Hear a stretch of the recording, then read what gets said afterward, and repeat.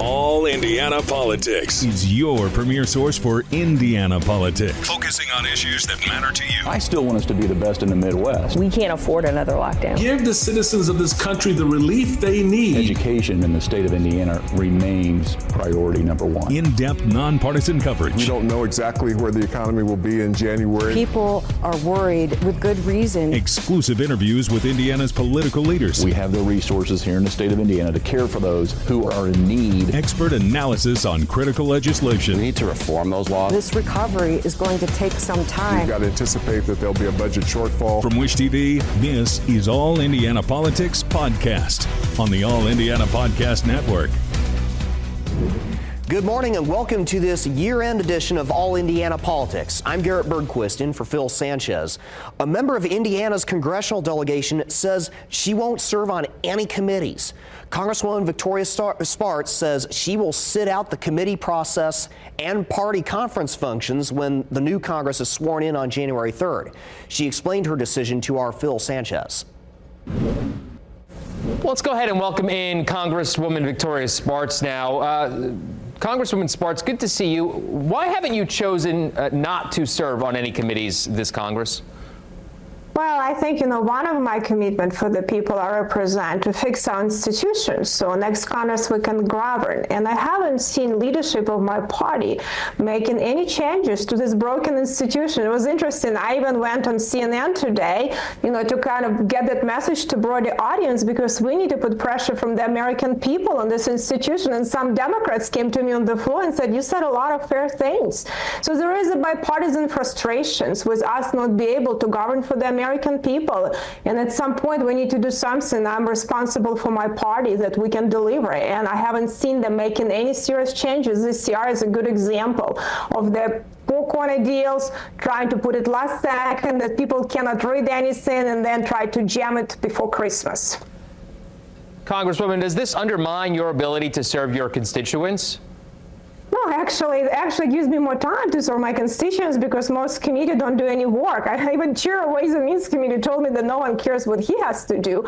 Actually, I've been working on passing legislation, and they didn't go through committees. They went through Rules Committee or through the Speaker's office, and I successfully passed a lot of legislation, even under Democrats, and were able to deliver a lot. So it's a relationship with people, and I still will be working with my Republicans in the Senate and the House, and a lot of them reach out to me personally, and they want to deliver. And I think that's something, but we need to create a system where people actually able to legislate. As a state senator, former state senator, I was very disappointed how broken Congress is, and that's not what American people want. So I'll still be working very hard, working with Trump team. He has a lot of great people. I had a lot of meetings with them, helping Ilan and Vivek and helping some other appointees and President Trump to deliver. And I think we're going to do it, but ultimately we need to structurally fix this institution if we're going to fix this republic.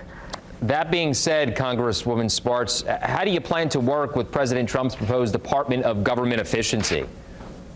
Well, listen, they have great ideas, and I think I can help them to write legislation, because unfortunately we cannot, govern through executive orders. And if they just put through executive orders, a lot of these great things are going to be slow worked and not implemented. And in 4 years, we'll go back to business. And a lot of these agencies needs to become more efficient and accountable. So I think I will help. I'm actually wrote a lot of bills. I don't write just talking points and messaging bills, but actually wrote real legislation. And I will help them to work on writing legislation and then have that legislation as part of our package of reconciliation, because that's going to be very important for us to actually pass some real reforms for reconciliation, including big issues like healthcare reform. I've been working for a very long time. We have to fix healthcare. It's becoming destructive for our country and our people. Any of that legislation pertain to cutting costs or any other issues specific to Indiana? Well, listen, Indiana has some of the highest price of healthcare in the country, and a lot of consolidation and monopoly power, which are subsidized a lot of by federal government. We need to stop this protectionism and really catering to large special interest groups, so we can have more competition for value, better outcome, better access, and better price of healthcare. I think that's something done at the federal level, and it will save a lot of money to a consumer. It will save money to federal budget, but it will also help some innovations and eliminate barriers of entry in healthcare. So you actually will get the best service, not what the government pays or some insurance clerk decide to pay, or PBMs that make a ton of money, on medications that doesn't even maybe fit you right, that you're not even prescribed anymore by doctors. I mean, this is becoming almost criminal that we are not able to provide good health care for people, and it's very important. And I think this is one of the biggest issues that's very difficult to do because the lobby in DC is so powerful. And this is, I sit down, honestly, just put like a little presentations that I share with Trump team and the speaker. In an hour, I found 3 trillion of waste and abuse in the system. So give me a little bit more time, I'll find more trillions. But we need to decide what we can pass and how we can, sell it, to the American people, because the machine is going to be attacking us. But enough is enough, and we have a good governor in Indiana who understands that he wants to make healthcare be, affordable, accessible, and have a great value for the people. Congresswoman, I have one more question for you before I let you go, and I appreciate you coming on. What else can we expect from you in this upcoming year? So I think, we'll have to deliver a real result. And I think there are some things that we need to do. And I think my party need to deliver on the promises to the American people. We need to fix the border. I think administration is going to do a lot of things that they're going to provide proper funding. They were going to secure the border. We need to stop a lot of, bad policies, around the world, and make sure that we deter our adversaries, deal more effective with China, bring manufacturing back home, have good energy policy, but also get spending under control. And that is something I personally, as a CPA, as someone who spent so many years dealing with finances, I always kind of joke, I know enough to be dangerous about Javelin and Stingers, but I'm very dangerous with finances, and we really need to start governing for the people and have innovations and growth in the economy. And I truly think we can deliver in these next 2 reconciliations. Okay, well, Congresswoman Victoria Spart, happy holidays to you. Happy New Year. We'll talk to you in 2025. Thank you so much for joining us. Thank you. Thank you so much. Happy holidays. Merry Christmas. Coming up, Evansville's mayor explains how parks factor into her strategy for her city. Looking for ways to save on your energy bills? AES Indiana has you covered. From smart thermostats to home energy assessments, we offer simple solutions to keep your home comfortable and your costs down. AES can help you save money and energy with kits, tips, rebates, and more. Visit aesindiana.com/ways to save to learn more about how we can help you save money. AES Indiana, helping you discover real ways to save. Welcome back. The mayor of Evansville says her city needs to make long overdue investments in quality of life projects. I recently went down to Evansville in the southwest corner of the state to talk to Mayor Stephanie Terry. It's part of our series highlighting the work of Indiana's black mayors. Not traditional merry-go-round, but again, a wheelchair could come here. The day we opened, we had seniors that were from the nursing home that are just here that could come over and utilize this space. Terry just cut the ribbon on the new Wesselman Park playground this spring. The playground includes ramps and wheelchair-accessible playsets. Terry says she wants to tackle quality of life issues that have been neglected for decades. People don't relocate for just a job anymore. They want to know what are the amenities in that city. And so as we've made a commitment to make sure that we really invest in that quality of place and make sure that we have high quality spaces for recreation and family and leisure, entertainment, it's a top priority. Terry is Evansville's first black mayor and its first woman mayor. She says it's an honor to make that kind of history. It's all about representation. We want our voices heard, and that's really why I've been involved in politics for a very long time, but service to people in the community. So that's why, I do what I do every day, is because I want, really a better place for all. She says that leads into an initiative her predecessor launched, E is for Everyone. For Terry, that means adding affordable housing developments and working with immigrant professors in Evansville to add translators for city services. And it means ensuring everyone can enjoy city parks, including those with disabilities. It really sets a tone for this is a place that's going to value everyone that lives here. And so we're making sure that we put things in place that support that tagline. And it's not just a tagline, but it really has been put into action. And that means a lot to the individuals that are living here. Since she took office in January, Terry has begun block-by-block cleanups, such as this one in October. She wants to continue those projects in the new year. She hopes to fix or demolish 150 blighted properties, roughly triple what the city normally does. And she has $24 million set aside for park renovations, such as the ones at Wesselman. When you take care of folks at the neighborhood level, when you take care of children and families, when families and neighborhoods are strong, the city as a whole is stronger. And so I think the more we can continue to do and invest in that space, we're going to be better overall.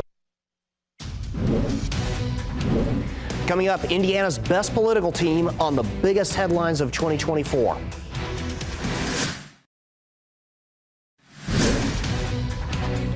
Welcome back to All Indiana Politics as we welcome in two members of Indiana's best political team, Democrat Laura Beck and Republican Mario Masalamani. Let's begin with Congresswoman Spartz's decision not to serve on any committees or participate in the Republican conference.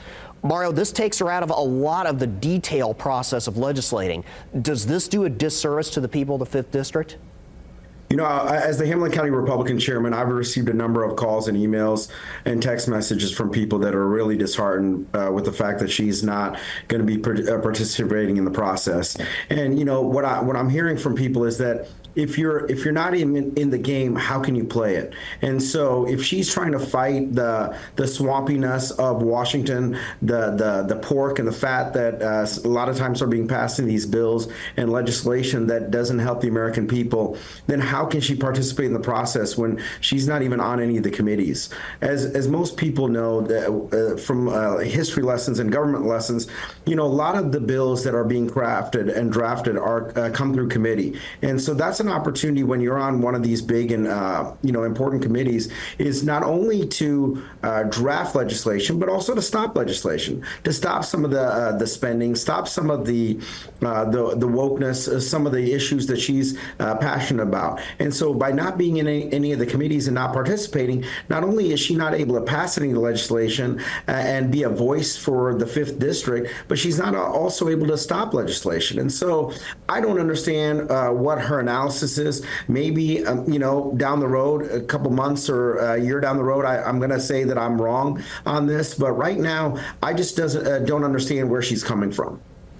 Laura, Republicans are going into the next Congress with a 5-seat majority. Does this suggest we're already seeing cracks in that majority?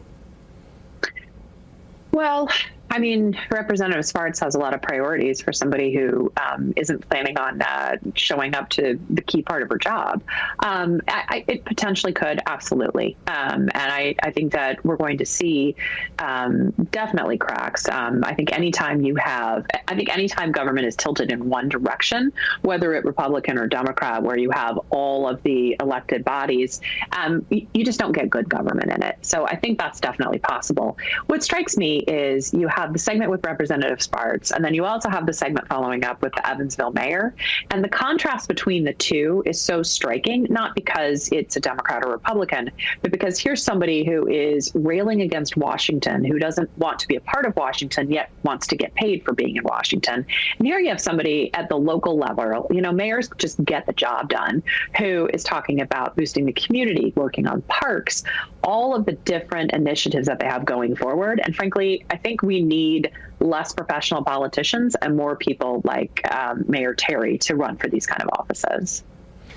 Indiana Democrats will pick a new party chair early next year. Laura, how will the recent sexual harassment scandals with the administration of Mayor Joe Hogsett and with State Senator Greg Taylor affect this race?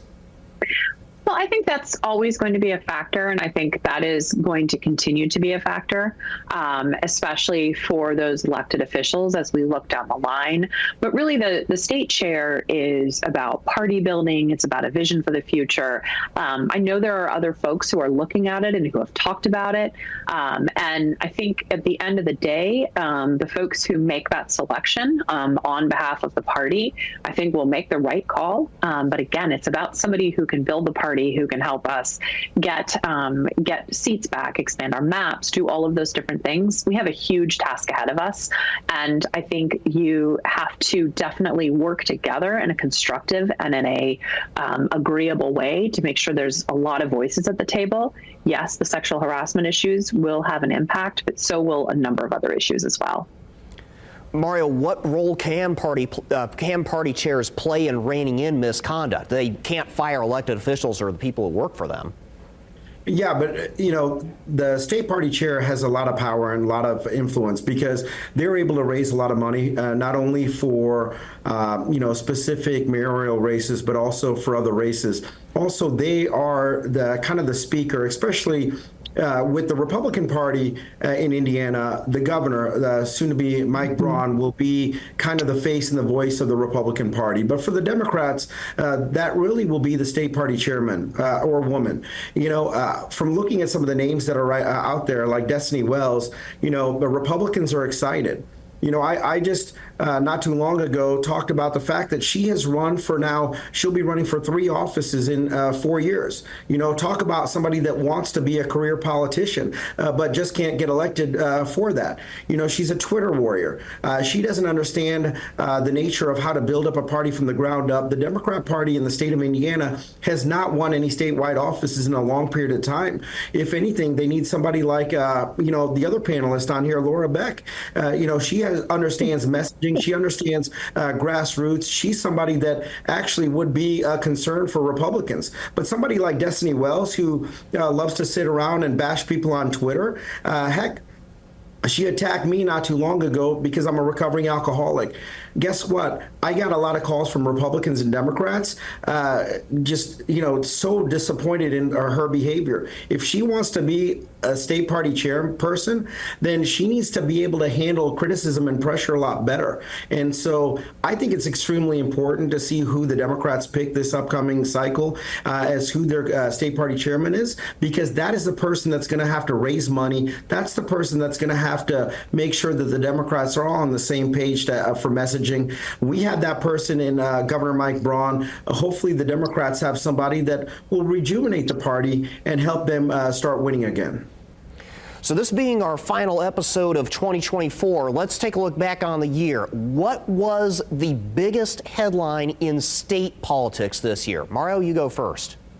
The biggest headline in state politics, I believe, is the large numbers in which Republicans won this last November. Everyone had been talking about how close Braun's race was going to be, that the Libertarian Donald Rainwater was going to peel away votes, and that Jennifer McCormick was going to have a better chance of winning. Looking at the results, Mike Braun won by a significant number. Also, I think as part of that, you saw such a depressed vote coming out of Marion County and also Lake County, where she was going to have to perform extremely well to show that how well Mike Braun won and how successful he was in bringing coalitions of conservatives, moderates, establishments together to vote him into office, I think is exciting. I think is also not just from all the media attention, it wasn't a surprise, but the large number in which he won by, I think, is a big headline for this last election cycle. Laura, same question to you. What was the biggest headline of the year in Indiana politics? Well, I think the governor's primary was a big headline. I think that was definitely a big headline, but I think equally the margin that Trump won by, and the fact that you had a ticket of Mike Braun, Micah Beckwith, who was elected at convention and was not the governor's choice. I can't remember the last time that's happened in recent history. So I think for me, it is the sort of traditional establishment Republicans have now been taken over by a more MAGA affiliated, I don't want to say party, but faction of the party. That to me was a big headline. Another headline to me that I think was a big story here is, again, the sexual harassment issues that have come to light throughout the political parties. My party this year was the one where the transparency was there. And I think the work that has been done to address those issues and to continue addressing those issues moving forward is incredibly important. There were some very, very brave women and people who love them who came forward this year, and I want to take my hat off to them. I also want to just say really quickly, I have no intention of doing any type of state leadership in politics. Thank you, though, to Mario. But I also want to tell Mario, congratulations, and I'm so proud of him for being in recovery, living that out loud. I think that says a lot, and I think if one person can get strength from that, then more power to them. So I appreciate Mario being open and upfront about that. Thank you. Well, all right, Mario, we appreciate you both coming on all through this year, and we're looking forward to having you on again during a very busy 2025. We'll be back after this. Thank you for joining us for All Indiana Politics. We'll be back here next Sunday morning at 9:30 for the first episode of 2025. And here's a New Year's goal for you. Check out our All Indiana Politics podcast. It's on our website, wishtv.com. You can find the show as well as extended interviews with all of our guests, such as what you heard with Congresswoman Victoria Spart and with political candidates, members of the General Assembly all throughout the year. Happy New Year. We'll see you next Sunday. From Wish TV, this is All Indiana Politics Podcast on the All Indiana Podcast Network. Watch All Indiana Politics live Sunday mornings at 9:30 on Wish TV and at wishtv.com. Subscribe to this podcast and listen weekly here on the All Indiana Podcast Network. And be sure to discover even more great podcasts at allindianapodcastnetwork.com.